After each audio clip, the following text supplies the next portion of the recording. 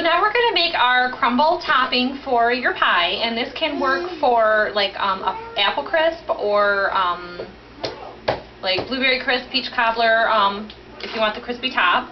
And it is 1 cup of flour, 1 cup of brown sugar. And I've been doing some baking here today, so bear with me while I use my 1/4 cup measuring. And it calls for 6 tablespoons of butter. You can adjust this however you really prefer. I don't want to have the crumble topping be a total disaster with too much butter, but I do like to enjoy the butter, so don't be too skimpy on it. So all I'm doing now is mixing together my 1 cup of flour with a fork with my 1 cup of brown sugar. And if you look in a cookbook, if you're out of brown sugar, there are substitutes that you can use, white sugar with molasses, and that works fine also.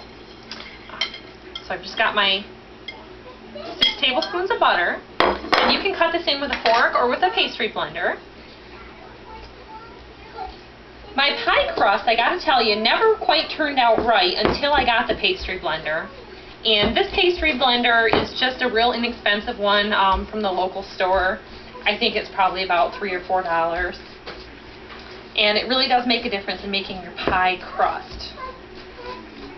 So you want to just cut these butter squares in. And you don't want to use too soft a butter, but you can't do it with real hard butter from the refrigerator either, because it's not going to crumble together.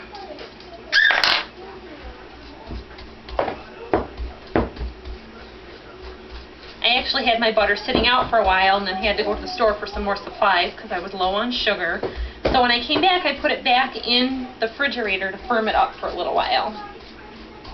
Today we're making rhubarb pies, if you've been following along with the other videos, with a crumb topping. We have rolled out the crust already and filled the pie crusts with the pie filling.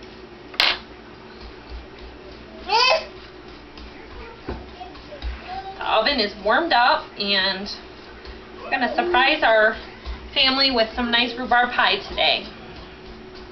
I'm using up some old rhubarb that I had in the freezer from last season. And I had it already pre-cut, so it really made making these pies a lot quicker job, and of course even quicker without the help of the little boys. So this is pretty fine.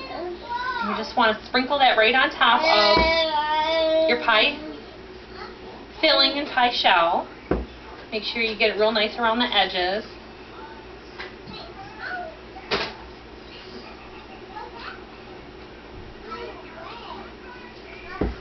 I'm actually going to go ahead and cut in the rest of this butter, just because I like it to be a little bit thicker.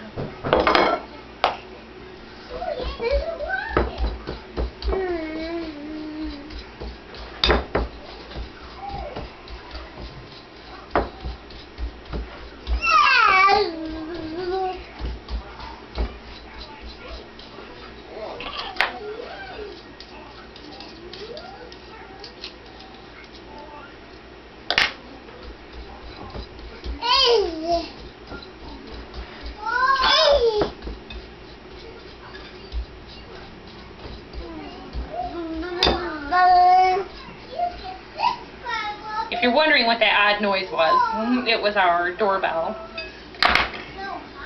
FedEx guy was just dropping off a part for me to fix my washing machine.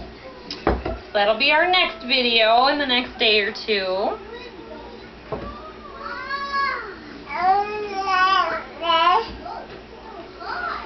Okay.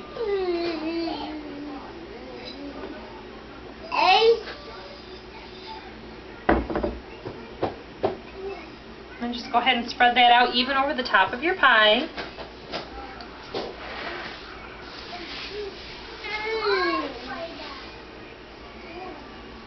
There. 2 rhubarb pies ready to go into the oven or in the freezer. Trey's very excited about trying some pie today. So you can either wrap these up and freeze them. I'm going to go ahead and bake them, and I'll show you the finished pie later on. Thanks.